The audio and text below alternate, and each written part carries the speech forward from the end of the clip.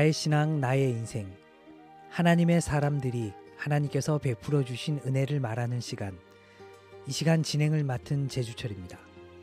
오늘은 파라과이에서 사역하고 계시는 양창근 선교사님 모시고 함께 하도록 하겠습니다.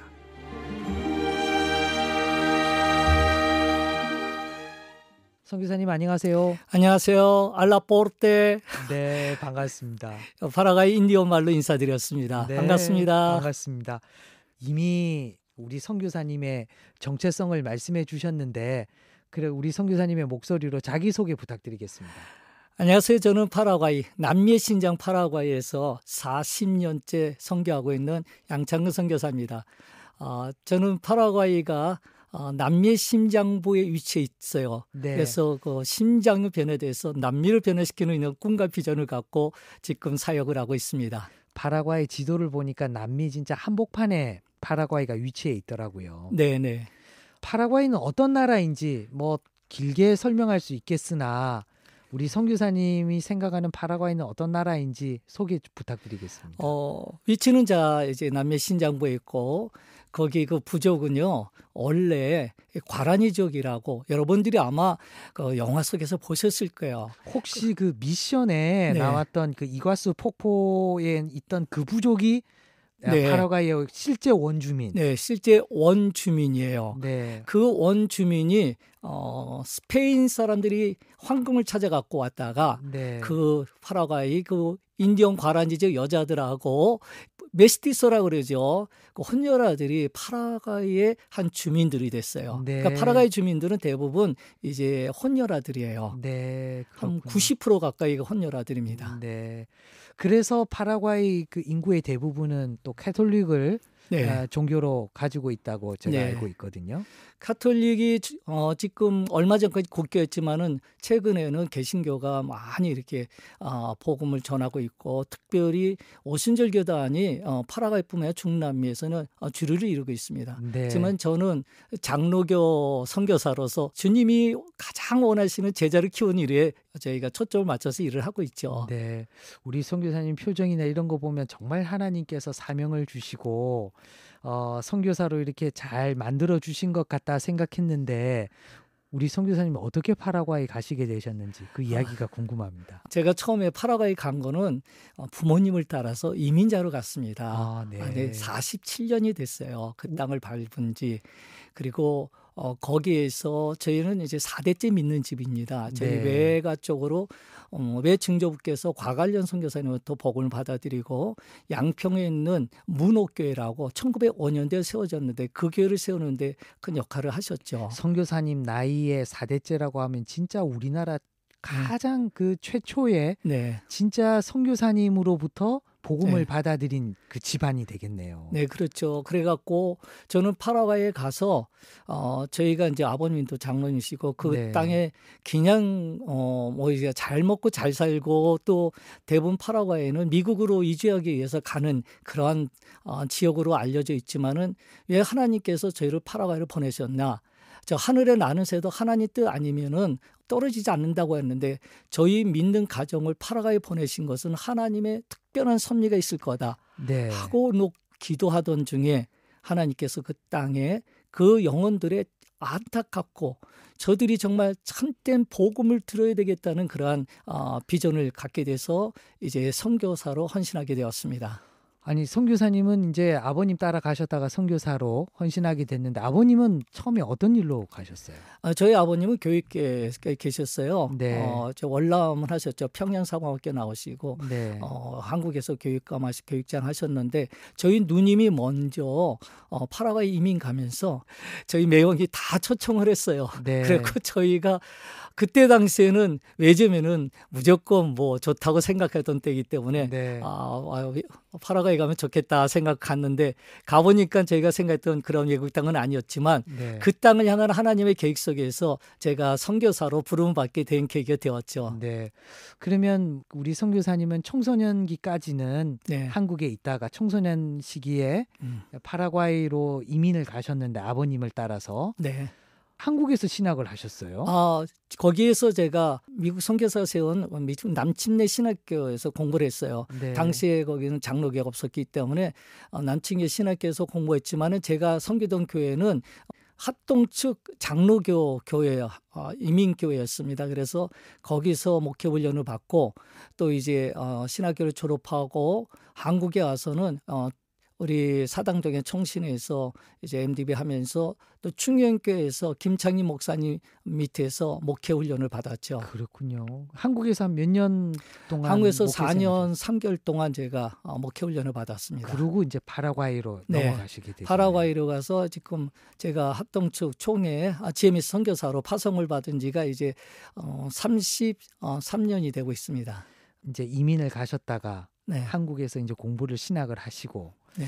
뭐 어떻게 보면 파라과이가 개신교 선교 여건으로 봤을 때 더 좋다고 할 수 없는데 네. 내가 파라과이로 다시 들어가야겠다라고 결심하게 된 계기라든가 이런 게 있으셨어요? 아니면 처음 신학 공부하실 때부터 파라과이를 생각하고 신학을 하셨어요? 제가 파라과이에서 있으면서 신학기 2학년 다닐 때 제가 섬기던 아순션 한인 장로교회에서 교회를 개척하게 되었어요. 그때 저를 선교사로 파송을 해서 네. 제가 이제 40년 전에 파라과이 아순션 장로교회, 그게 거의 첫 장로교회 되었죠. 네. 교회를 개척하게 되었어요. 그러니까 이미 저는 교회를 하나 개척하고 헌당 예배를 드리고 한국으로 유학을 간 케이스이기 때문에 무조건 저는 다시 제가 이제 파라과이 가서 선교해야 된다는 이러한 사명을 갖게 된 거죠. 그러니까 한국에 온 거는 그냥 목회 훈련 받으러 온 거죠. 선교 훈련을 받으러 온 거죠. 그럼 한국에 있을 때 어떤 훈련을 집중적으로 받으셨습니까?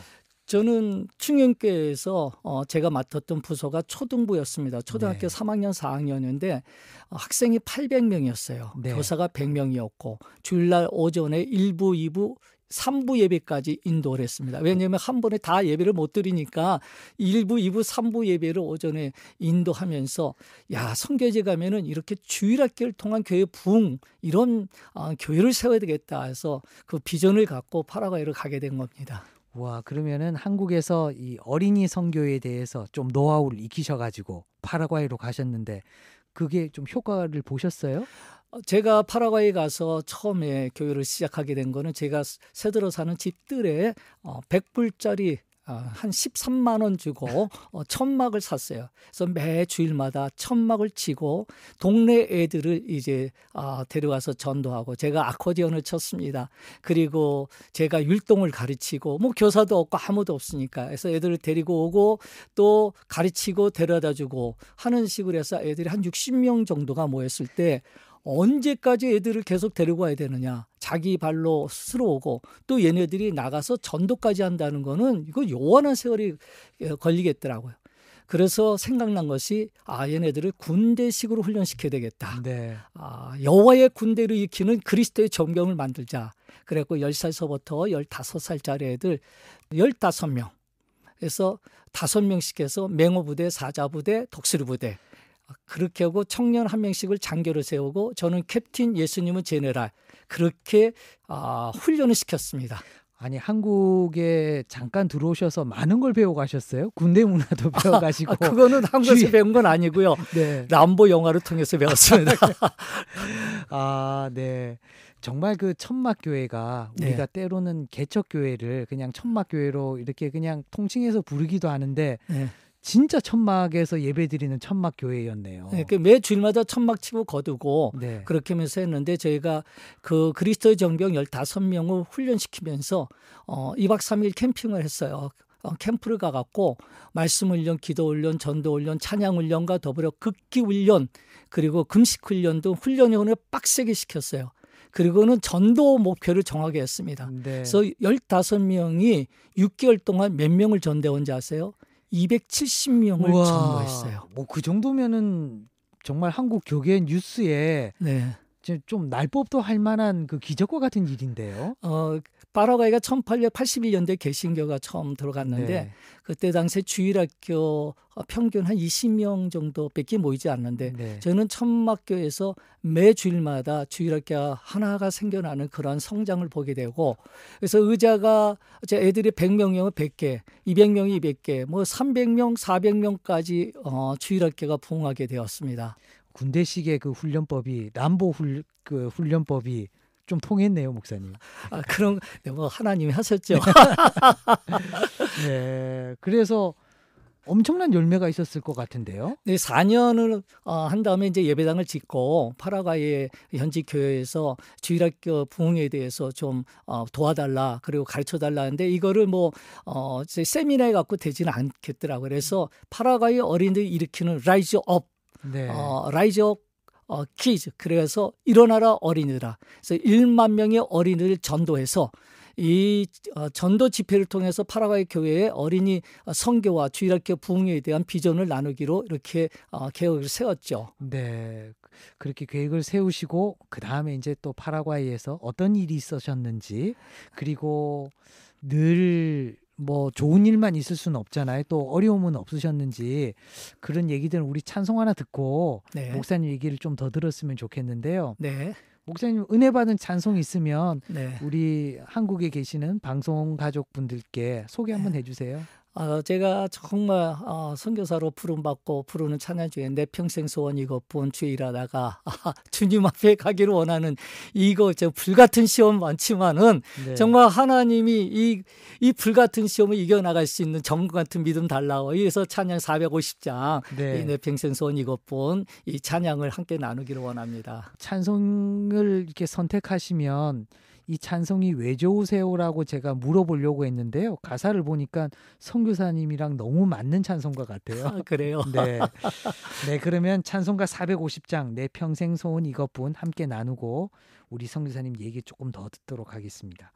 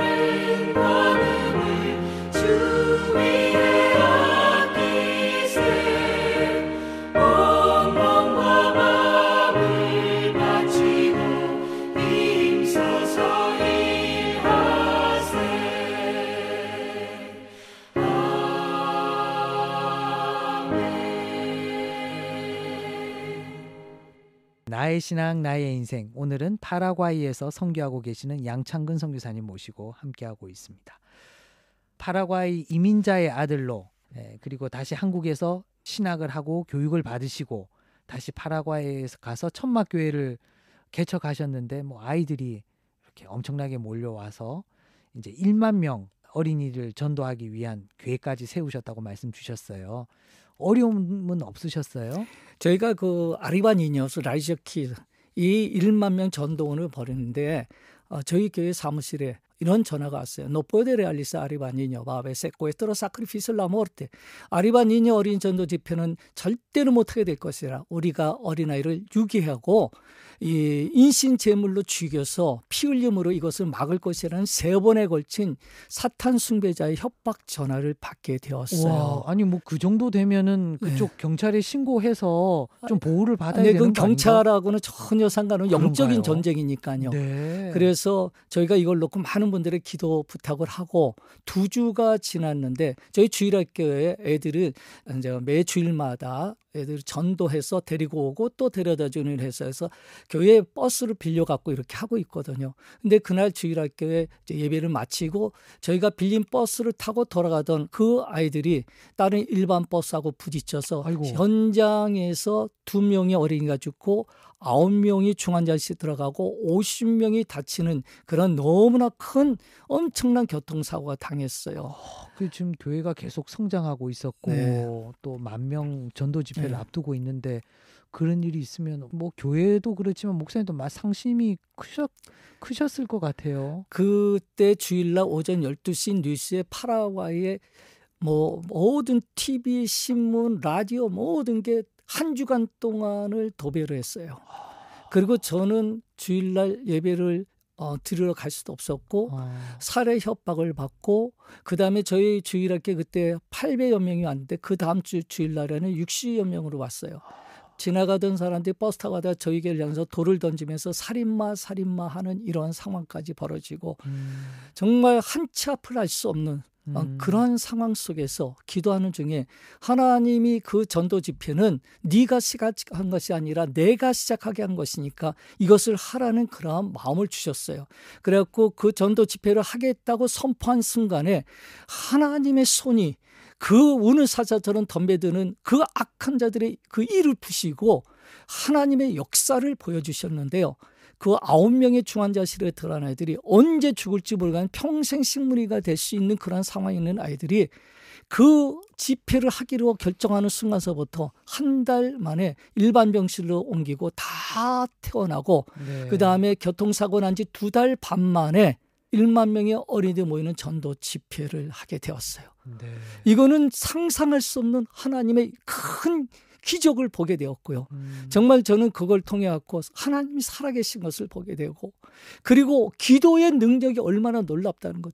그때 저희 교통사고 얘기를 듣고 많은 분들이 전 세계에서 기도했는데 그 기도를 통해 갖고 그 부흥의 역사가 일어나게 된 겁니다. 네, 제가 봤을 때는 그 정도의 고난과 환란이라면 주저앉을 수밖에 없는 상황인데 오히려 그 상황에서 또 놓지 않으시는 하나님의 손을 보게 됐고 그로 인해서 지금의 선교사님이 사역을 할 수 있을 수 있는 그런 힘을 얻으신 것 같은데 그 여러 도움의 손길도 있었을 것 같아요. 네, 그때 감사하게도 영부인이 크리스찬이었습니다. 대통령 영부인. 네, 파라과이. 대통령 영부인이. 네. 그 대통령 영부인이 나와서 그 경서 나갔던 아이들 모든 치료를 영부인협회에서 이거를 도와주겠다. 방송했고. 치료비 일체를. 네. 네.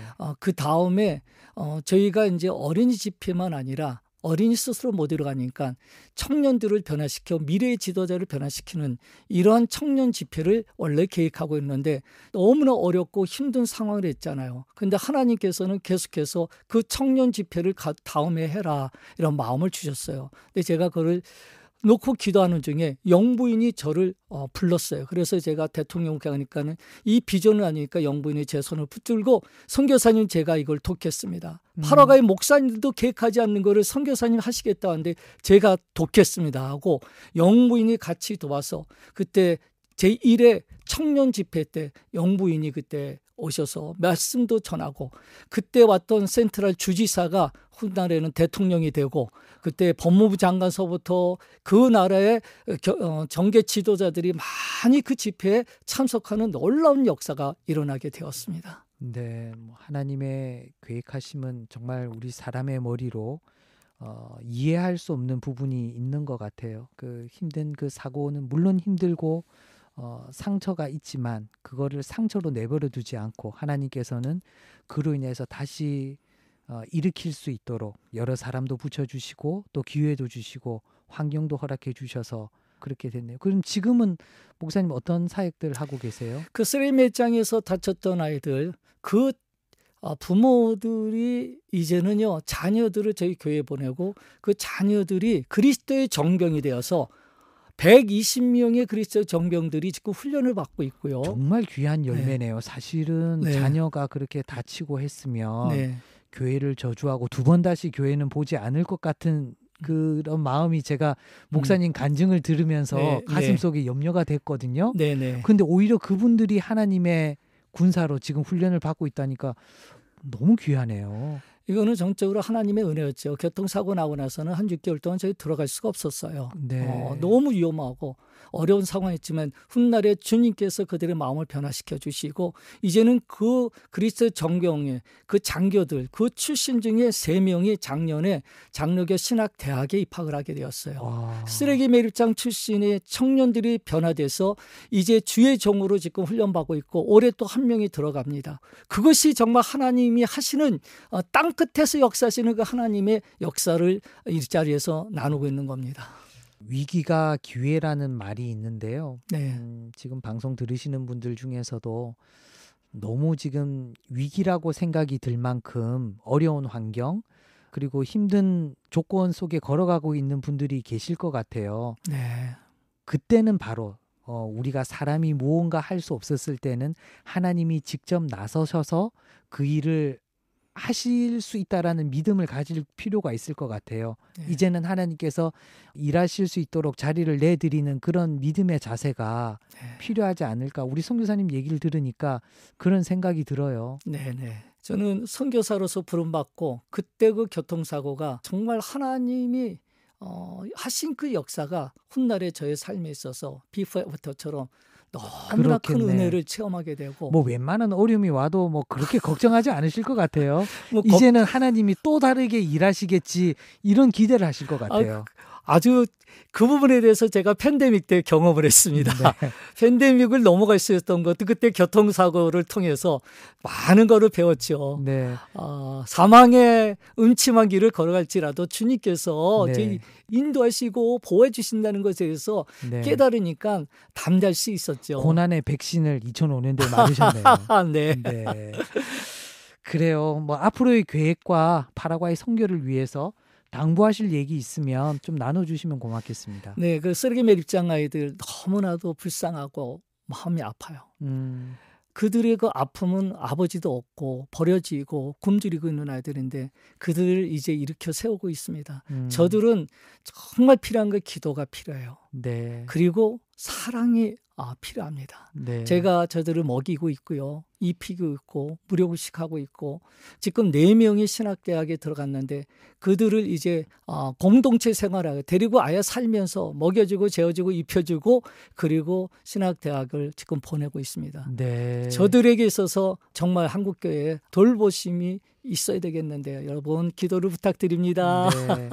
그 해외에 파송 나가 있는 선교사님들의 얘기를 들으면 네. 내가 지금 하고 있는 신앙생활이 너무 편하게 하고 있는 게 아닌가라는 생각이 들 때가 있거든요. 네네. 누가 그런 얘기 하더라고요. 직접 가든지 보내든지 네. 그렇게 해야 된다 선교는. 네네. 그런 얘기 하던데 뭐 직접 우리가 파라과이 가는 거는 현실적으로 어려우니까 실제로 우리 선교사님 좀 돕고 싶은 분이 계시면 네. 어떻게 선교사님께 연락드리면 되는 거예요?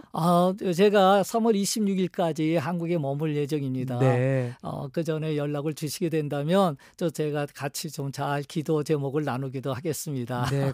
어떻게 연락드리면 되죠? 네, 010-4529-4707이 제 한국 전화번호입니다. 네, 제가 한번 다시 불러드릴게요.